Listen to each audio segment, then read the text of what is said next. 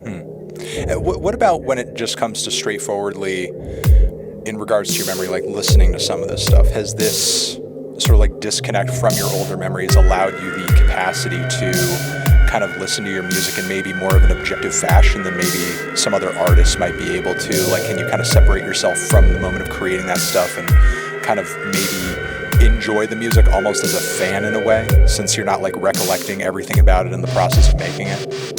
No, because I do get kind of bored with this, you just hit some kind of exhaustion point with your old stuff. So I don't get a lot of joy out of it that way, but I do get a kind of a joy of like, hey, is there something here? Is there some kind of doorway behind this? Is there some kind of trick bookshelf that I didn't see?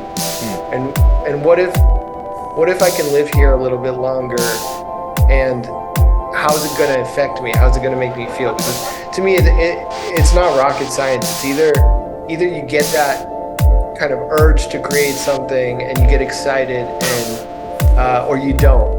And there's many ways for me to generate that excitement. But on this record, it wasn't really opening old projects. To be honest, it was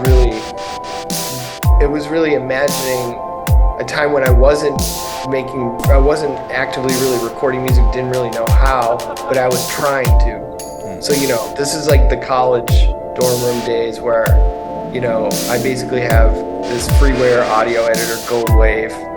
I'm listening to all these really kind of like artsy-fartsy glitch records, you know what I mean? I have no idea how they're made.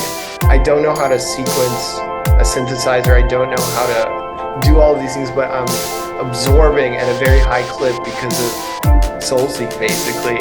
A ton of music and a ton of inspiration. And I've been there. Downloading multiple albums at a time. You'll never get around to fucking all of them, and you're absorbing, and then you're mimicking. Like, as a young artist, I always feel like it starts with mimicry, and then you find your voice. And then you overdevelop your voice where you're too fucking good at it. And then you kind of have to go back and start over a little bit and see what happens. So I think I've just naturally found myself at that point 15 years in where I want to look at a time when I was more kind of a little bit naive and mimicking things and more open in a sense, and see if the spirit kind of gets me. Not necessarily